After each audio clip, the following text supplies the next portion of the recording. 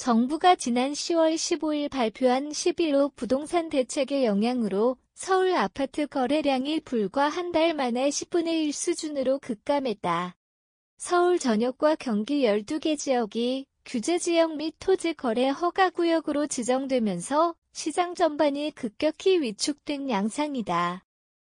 부동산 정보업계에 따르면 대책 시행 이전인 9월 한 달간 서울 아파트 매매 건수는 약 6천 건에 달했으나 10월 15일 이후 한 달 동안은 600건 수준으로 떨어졌다. 이는 지난해 같은 기간 대비 약 85% 이상 감소한 수치다. 이러한 거래 절벽 현상은 강남, 서초, 송파 등 주요 지역을 중심으로 두드러졌다. 거래 신고가 거의 이뤄지지 않으며 일부 중개업소는 개점유업 상태에 놓였다. 시장 참여자들은 규제 강도와 금리 부담이 동시에 작용해 매수세가 사실상 멈춰선 것으로 보고 있다. 반면 토지 거래 허가구역 적용 대상에서 제외되는 부동산 경매 시장은 투자자들의 대체 수요로 활기를 띠고 있다. 경매 낙찰의 경우 별도의 허가 절차가 필요하지 않기 때문에 규제 회피 수단으로 경매 참여가 급증하는 추세다. 사진, 아파트 단지 전경 라이프타임 뉴스, 지난달 수도권 주요 법원 경매 낙찰률은 70%를 웃돌며 평균 낙찰가율 역시 상승세를 보였다. 수원대학교 부동산학 전공 노승철 교수는 이번 대책은 투기 수요 억제를 목표로 한 강력한 조치이지만 단기적으로 거래 위축과 심리 냉각을 불러올 수밖에 없다며 시장 정상화는 내년 상반기 정책 조정 여부와 금리 흐름에 달려 있다고 설명한다. 노 교수는 또 실수요자 중심의 시장 구조로 재편되기 위해서는 규제의 지속성과 신뢰 회복이 중요하다며 정책이 시장에 대한 불확실성을 줄이는 방향으로 운영돼야 한다고 덧붙였다.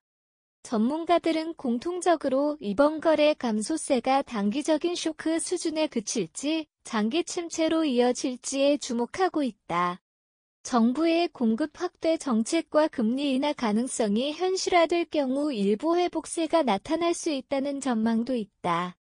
국토교통부는 현재의 시장 안정화 기조를 유지하겠다는 방침을 재확인했다.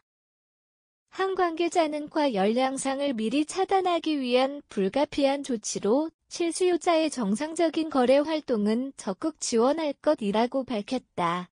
실제 현장에서는 거래량 급감과 함께 매수자 간의 심리적 괴리도 커지고 있다. 매도자들은 규제 완화를 기대하며 버티기에 나섰고 매수자들은 금리 부담과 경기 불확실성으로 관망세를 이어가고 있다. 이로 인해 일부 지역에서는 급매물이 등장하고 있으나 거래로 이어지는 비율은 여전히 낮다. 결국 이번 대책은 시장의 과열을 진정시키는 데에는 효과가 있지만 실수요자까지 위축시키는 역효과를 어떻게 조정하느냐가 핵심 과제가 될 것으로 보인다. 전문가들은 내년 상반기 정책 조정과 경기 흐름이 맞물리는 시점을 시장 전환점으로 보고 있다.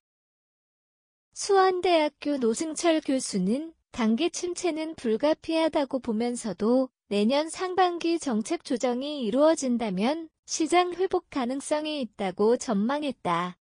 11호 대책은 투기 억제라는 목표에는 일정 부분 성공했지만 거래 절벽으로 인한 부작용도 커지고 있다. 향후 시장 안정을 위해서는 실수요 보호 중심의 세밀한 정책 조율이 필요하며 정책 신뢰 회복과 금융 여건 개선이 병행되어야 한다.